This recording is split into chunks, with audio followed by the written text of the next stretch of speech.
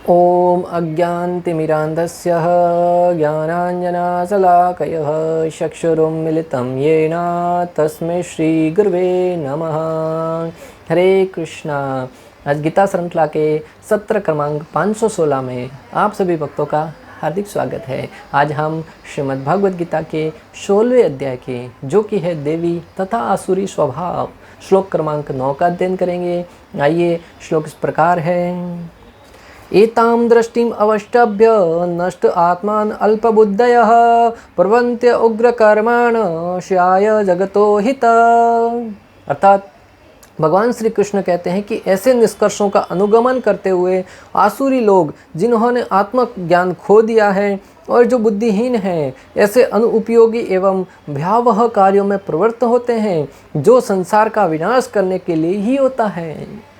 जैसा कि हमें ज्ञात है, भगवान श्री कृष्ण आसुरी गुणों का वर्णन कर रहे हैं।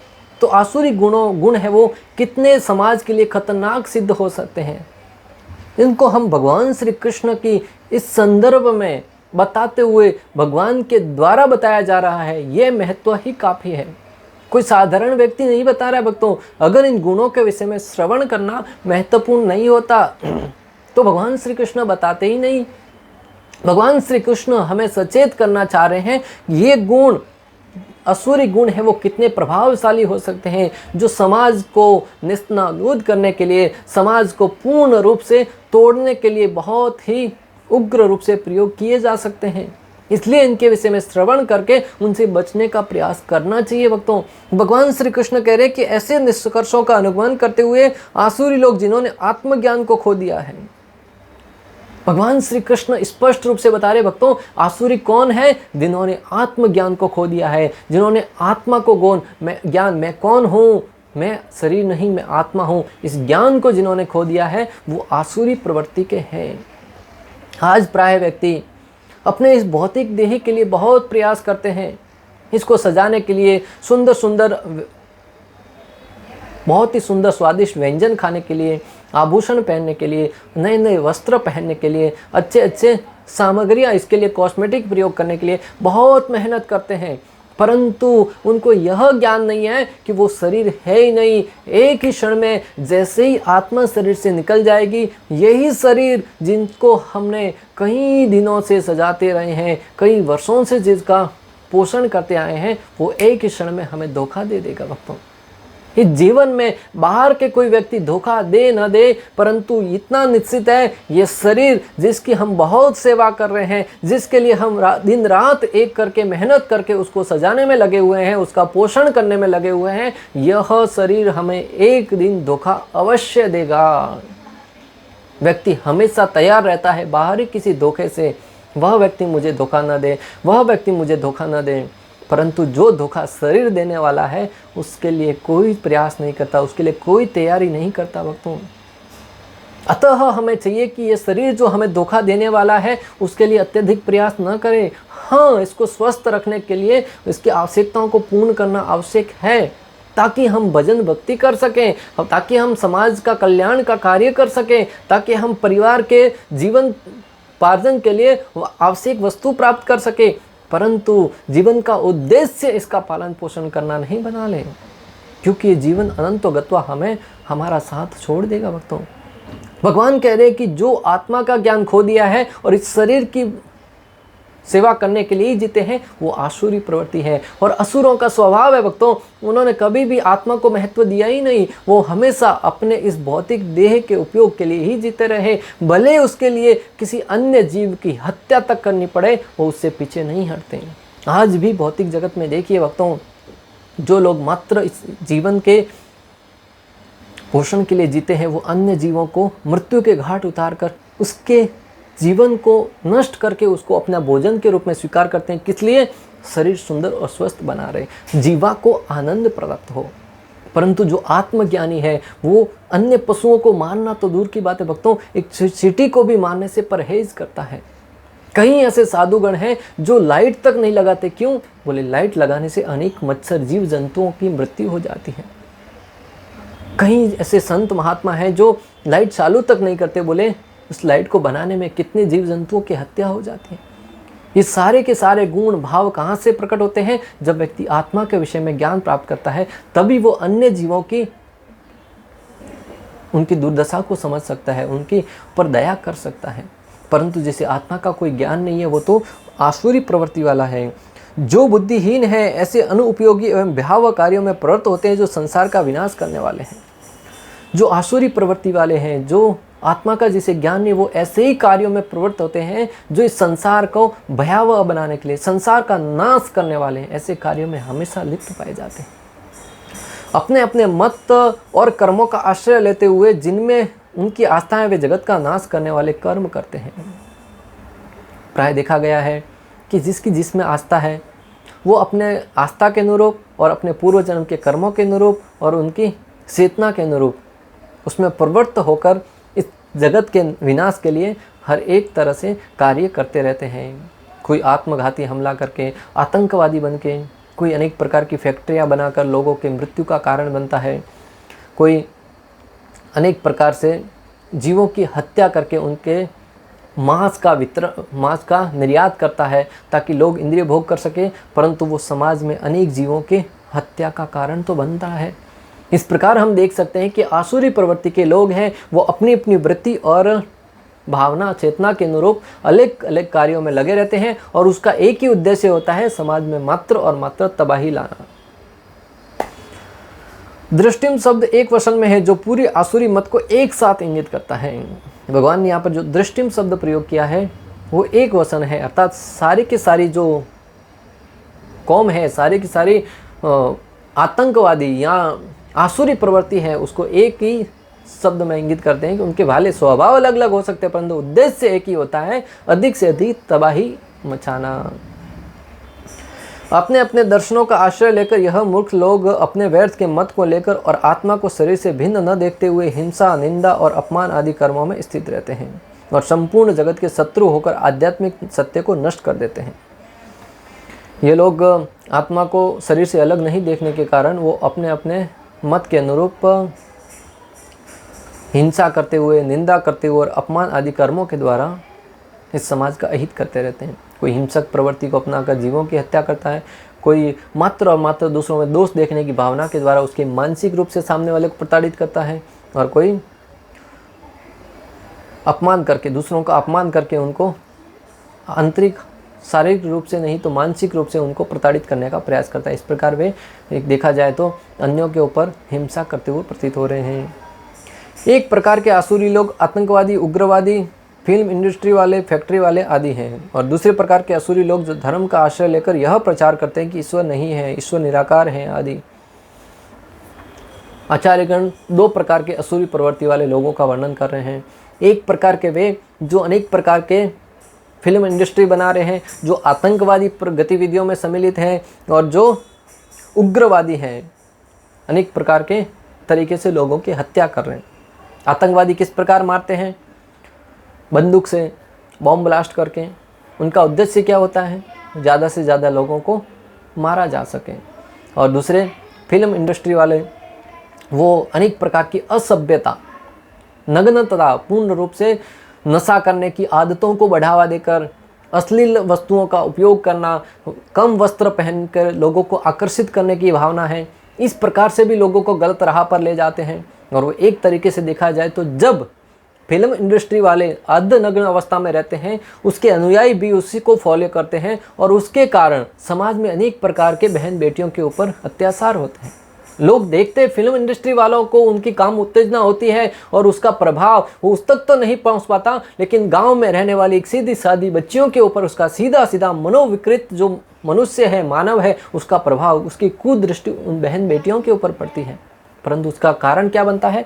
जो नाचने गाने वाले लोग हैं उनका, दूसरे फिल्म इंडस्ट्री, दूसरे जो अनेक प्रकार की फैक्ट्रियाँ बनाने वाले हैं, फैक्ट्री के माध्यम से अनेक प्रकार के ऐसे ऐसे रासायनिक पदार्थ छोड़ते हैं जो नदियों को गंदा कर रहे हैं, जिसकी वजह से धरती माता की उर्वरक शक्ति है वो कम होती जा रही है। आज हमारे देश के प्रधानमंत्री को कहना पड़ा कि आप यूरिया जैसे अनेक खाद्य सामग्री है, जो खाद देने वाले हैं, उनका प्रयोग कम करें और ज़्यादा से ज़्यादा देसी खाद का प्रयोग करें। क्यों? बोले वो पृथ्वी को कमज़ोर बना रहा है, जल की सतह को खराब कर रहा है, पृथ्वी की जो उर्वरक शक्ति है उसको कम करता जा रहा है। और उसके कारण कोई व्यक्ति नशा भी नहीं करता, फिर भी रसायन युक्त पदार्थों का सेवन करके वह व्यक्ति बीमार पड़ रहा है, कैंसर जैसे भयंकर व्याधियों से पीड़ित हो रहा है। आज आप देखिए फल फ्रूट वगैरह बहुत ही सुंदर दिखते हैं दिखने में, जिनका आकार इतना होता है, बड़े बड़े आकार में बना के खाते हैं। किस प्रकार? अंदर इंजेक्शन डाल के, अनेक प्रकार की दवाइयों का छिड़काव करके हम खाते तो हैं उन फलों को स्वाद शरीर को सुदृढ़ बनाने के लिए, परंतु हमें पता नहीं है कि वो अंदर ही अंदर हमारी सेहत को नुकसान करते हैं। आज लोगों की मानसिकता तो देखिए भक्तों, इतनी राक्षसी प्रवृत्ति बढ़ गई है, दूध में अनेक प्रकार के रसायन मिलाकर दूध बनाकर बेच रहे हैं, जिसमें दूध का कोई नामो निशान नहीं है। माता पिता बच्चों के लिए दूध खरीद तो हैं कि बच्चे पौष्टिक आहार पीकर उनका शरीर है वो अच्छा बनेगा, परंतु उनको क्या पता ये राक्षसी प्रवृत्तियों द्वारा परोसा गया दूध आपके बच्चों को मानसिक रूप से और शारीरिक रूप से बीमार बनाने के लिए काफ़ी है।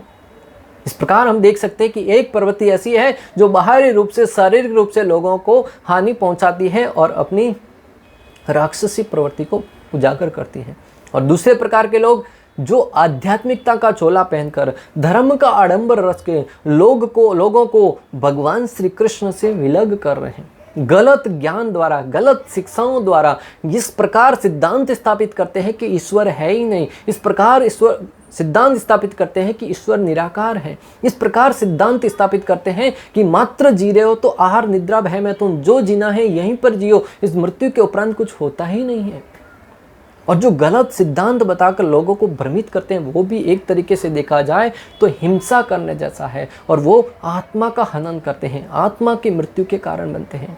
इसलिए भक्तों, इन दोनों प्रकार के आसुरी प्रवृत्ति के लोगों को हमें इंगित करना है, चिन्हित करना है, और उनको समाज से दूर खदेड़ते हुए आसुरी प्रवृत्ति को अलग थलग करते हुए उनके अंदर भी दिव्य ज्ञान का संसार जब करेंगे ना, तब निश्चित रूप से उनकी वृत्ति परिवर्तित होगी, या फिर उनको काल कोठरी के पीछे दंड भुगतने के लिए विवश करना होगा। अन्यथा ये आने वाला समय है वो मानव समाज के लिए और संपूर्ण विश्व के लिए बहुत बड़ा खतरा बन के सामने आने वाला है।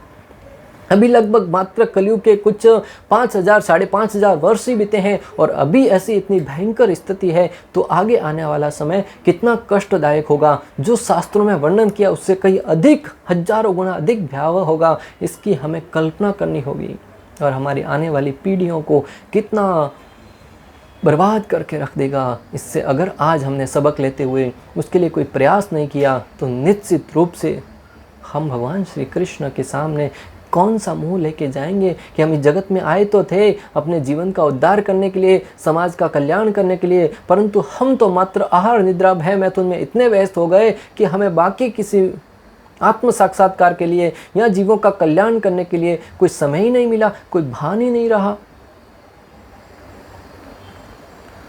बाहरी दृष्टि से बड़े बड़े विरक्त हो सकते हैं, परंतु जीवों को जो श्री कृष्ण से विलग करने के कारण है हिंसा कर रहे हैं। एक दृष्टि से देखा जाए तो जो भगवान श्री कृष्ण से जीवों को अलग कर रहे हैं, बाहरी दृष्टि से हो सकता है बड़े विरक्त दिखें, किसी प्रकार की वस्तुओं को भोग के लिए उपयोग न करते हुए, यहाँ तक कि शरीर पर वस्त्र भी ना पहनते हो, परंतु वो तपस्या उग्र तपस्या के रूप में हो सकती है। परंतु जो जीवों को श्री कृष्ण से दूर करता है, भगवान के विषय में ज्ञान नहीं देता, वो हिंसा करता हुआ प्रतीत होता है। इसलिए ऐसे लोगों से हमें बच के रहना चाहिए। आसुरी लोग ऐसे कार्यों में व्यस्त रहते हैं जिनसे संसार का विनाश हो जाए। आसुरी प्रवृत्ति के लोग हैं वो विशेष रूप से ऐसे कार्यों में ही भाग लेते हैं, ऐसे कार्यों में व्यस्त रहते हैं जिससे समाज का विनाश हो सके। अनेक प्रकार के एटम बॉम्ब बनाने में, रासायनिक पदार्थ बनाने में, उससे क्या होता है? पहले लोग तलवार से कितने लोगों का वध कर पाते। आज की तारीख में वैज्ञानिक जिनको हम अपना शुभ चिंतक मानते हैं, ऐसे ऐसे बॉम्ब और अनेक प्रकार के परमाणुओं का रचना करी है, जिसके माध्यम से एक जगह बॉम्ब डाल के पूरे देश को तबाह किया जा सकता है। और हमारे सामने कहीं ऐसे एग्जाम्पल है जो प्रथम और द्वितीय विश्व युद्ध के समय इसका प्रयोग किया गया, जिसका खामियाजा आज भी वहाँ की रहने वाली जनता है वो भुगत रही है। आज भी वहाँ पे लोग हैं वो लूले लंगड़े पैदा हो रहे हैं। आज भी वहाँ की मानसिक स्थिति वो विकृत बनी हुई है। तो हम उसे अपना सुधारक मानते हैं, परंतु वो समाज के अहित के लिए प्रयोग किए जाते हैं। भौतिकवादी जिन्हें ईश्वर का कोई बोध नहीं होता सोचते हैं कि वे प्रगति कर रहे हैं, लेकिन भगवत गीता के अनुसार वे बुद्धिहीन तथा समस्त विचारों से शून्य होते हैं। भौतिकवादी लोग जो भौतिक ज्ञान प्राप्त करके उनको लगता है कि हम भौतिक क्षेत्र में प्रगति कर रहे हैं, हमारा विकास हो रहा है, परंतु श्रीमद् भगवत गीता स्पष्ट रूप से उनका खंडन करते हुए कहती है कि वो बुद्धिहीन है, जो आत्मा के हंता है, जिसे आत्मा का ज्ञान नहीं हो, पूर्ण रूप से मूर्ख, मूढ़ो अभी मूर्ख कहते हैं भगवान श्री कृष्ण, मूढ़ महामूर्ख के रूप में प्रदर्शित करते हैं कि मूर्ख लोग हैं वो भगवान को नहीं समझ सकते। वे इस भौतिक जगत का अधिक से अधिक भोग करने का प्रयत्न करते हैं, अतः इंद्रिय तृप्ति के लिए वे कुछ न कुछ नया आविष्कार करते रहते हैं। वे इस भौतिक जगत का अधिक से अधिक भोग करना चाहते हैं और उसके लिए अनेक नए नए पदार्थों का निर्माण करते रहते हैं। आज आप देखिए ना, इंद्रिय तृप्ति के लिए कैसी कैसी वस्तुओं का निर्माण किया गया है, जिसे हम इस कथा में उच्चारण भी नहीं कर सकते, कह भी नहीं सकते। इंद्रिय भोग की सारी आवश्यकताएं समाज में, सारी सामग्री उपलब्ध है जिसका लोग धन देकर उसका प्रयोग कर सकते हैं। ऐसे भौतिकवादी आविष्कारों को मानव सभ्यता का विकास माना जाता है, लेकिन इसका दुष्परिणाम यह होता है कि लोग अधिकाधिक हिंसक तथा क्रूर होते जाते हैं। वे पशुओं के प्रति क्रूर हो जाते हैं और अन्य मनुष्यों के प्रति भी। और इसका दुष्परिणाम क्या होता है भक्तों? इसका दुष्परिणाम यह होता है कि वो ज़्यादा इंद्रिय तृप्ति के कारण पशुओं के ऊपर हिंसा करते हैं और धीरे धीरे मानवता के प्रति भी क्रूर होते जाते हैं। आज कई अनेक ऐसे देश हैं जहाँ पर मानव मांस को खाने का प्रचलन चल रहा है। नन्हे नन्हे बच्चों की उंगलियों को काट कर उसको खाया जाता है। ये सभ्यता वहाँ से प्रारंभ हुई है, धीरे धीरे संपूर्ण विश्व में फैल जाएगी भक्तों। कई माता पिता अपने बच्चों को धन लेकर बेच देते हैं और उन बच्चों को मृत्यु के घाट उतार कर उनके शरीर के अनेक जो कोमल अंग हैं उनको खाने में प्रयोग करते हैं। कितनी दयनीय स्थिति होगी भक्तों। राक्षसी प्रवृत्ति को भी ये तो शर्मसार करने वाला है। ये राक्षसों से भी बढ़कर प्रवृत्ति है और ये आने वाला समय और भी खतरनाक होगा। अगर हमने समाज को भगवद गीता भागवतम का ज्ञान नहीं दिया, बच्चों को कृष्ण भावना भावित संस्कार नहीं दिए, तो निश्चित रूप से ये हमारे समाज को खोखला करके रख देगा और पूर्ण रूप से पशु वृत्ति की तरफ धकेल देगा। इन्हें उनका कोई ज्ञान नहीं है कि एक दूसरे से किस प्रकार व्यवहार किया जाए। आसुरी लोगों में पशुवध अत्यंत प्रधान होता है। ऐसे लोग संसार के शत्रु समझे जाते हैं, क्योंकि वे अंततः ऐसा आविष्कार कर लेंगे जो कुछ नाभिकीय अस्त्रों के आविष्कार की पूर्व सूचना देता है। और ऐसे लोग हैं वो मात्र और मात्र हिंसा को ही बढ़ावा देते हैं। आगे आने वाले हिंसक प्रवृत्ति के लोग ऐसे अस्त्रों का निर्माण करेंगे जो किसी न किसी तरीके से मानव समाज को तबाह कर देंगे। और ये जो अनेक प्रकार के आज की तारीख में जो आविष्कार किए गए हैं, ये हमें बताते हैं नाभिक के अस्त्र पहले उनकी सूचना दी गई थी और आज के वैज्ञानिकों ने उसकी रचना करके ये सिद्ध कर दिया कि आने वाला समय है वो बहुत ही खतरनाक सिद्ध होने वाला है। किसी भी क्षण युद्ध हो सकता है और ये परमाणु हथियार विनाश लीला उत्पन्न कर सकते हैं। प्रथम युद्ध, द्वितीय युद्ध, तृतीय विश्व युद्ध जब आएगा, निश्चित रूप से विनाश ही विनाश होगा भक्तों। कई युद्धों में हमने देखा है इतिहास के माध्यम से कि लोगों के जीवन को बर्बाद करके रख दिया और उद्देश्य क्या था? अपनी सत्ता को स्थापित करना। और ये वैज्ञानिकों द्वारा अनेक प्रकार की तैयार की जाने वाली टेक्नोलॉजी है, वो आने वाले समय में एक भयावह युद्ध में लोगों को धकेल देगी। और जब एक शासक की इच्छाएं पूर्ण नहीं होगी, उसके विरुद्ध कोई आके खड़ा हो जाएगा और वो संपूर्ण विश्व के तबाह करने का कारण बन सकता है। ऐसी वस्तुएं संसार के विनाश के उद्देश्य से उत्पन्न की जाती हैं और यहाँ पर इसका संकेत किया गया है। ईश्वर के प्रति अविश्वास के कारण ही ऐसे हथियारों का आविष्कार मानव समाज में किया जाता है। वे संसार की शांति तथा संपन्नता के लिए नहीं होते। ये सारी की सारी अनेक प्रकार की सामग्रियां हैं, बॉम्ब है, आधुनिक हथियार हैं, उनका बनाने का उद्देश्य एक ही है, भगवान की सत्ता को अस्वीकार करना। जिसे अपने सामने कोई खतरा दिखता है उसी के उद्देश्य से वो ऐसे परमाणु हथियार बना रहे हैं। आज हम देख सकते हैं कि संपूर्ण विश्व में हथियारों को खरीदने में इतना धन खर्च किया जा रहा है जिससे कि कई देशों की भूखमरी दूर हो सकती है। लोग संसार में अनेक प्रकार की भूखमरी दूर करने की बात तो कर रहे हैं, परंतु अगर ये हथियार जिनका कभी प्रयोग नहीं होने वाला है, होगा तो भी कई वर्षों में कभी एक बार, और अगर हथियार होंगे ही नहीं तो इनसे युद्ध भी नहीं होगा, परंतु उन हथियारों को एकत्रित कर रहे हैं। उद्देश्य तबाह करना, तबाह करना, तबाह करना। लगभग देश का कितना पैसा रक्षा बजट में जाता है, उद्देश्य क्या है? सामने वाले व्यक्ति को मार गिराना। अगर सारे देश मिलकर यह घोषणा करें कि हम सुरक्षा के ऊपर इतने हथियारों को खरीदने की आवश्यकता नहीं है, कोई एक देश दूसरे देश का विरोधी नहीं है, मानव दूसरे मानव का विरोधी नहीं होना चाहिए। जब हम कृष्ण भावना भावित जीवन यापन करेंगे, कृष्ण भावनामृत को अपने जीवन में अंगीकार करेंगे, तब व्यक्ति को दूसरे व्यक्ति से अहित होने का खतरा है वो समाप्त हो जाएगा। उस अवस्था में वो सारा का सारा धन समाज कल्याण के लिए, मानव समाज के लिए प्रयोग करेगा, और उस अवस्था में समाज है वो प्रगति के मार्ग पर जाएगा और अपना जीवन सुचारू रूप से चलाते हुए भगवान श्री कृष्ण के श्री चरणों में आश्रय प्राप्त करके भगवत भक्ति में लगकर अपने जीवन का कल्याण करेगा और मानव समाज के कल्याण का कारण बनेगा। इस प्रकार श्लोक क्रमांक 9 का भक्ति वेदांत तात्पर्य पूर्ण हुआ। अंत तक हमारे साथ बने रहने के लिए आप सभी का हृदयपूर्वक, प्रेम पूर्वक बहुत बहुत धन्यवाद। श्रील प्रभुपाद की जय, श्री श्री राधा गोपीनाथ भगवान की जय, श्रीमद् भगवद गीता की जय। हरे कृष्णा कृष्ण कृष्ण हरे हरे, हरे राम राम राम हरे।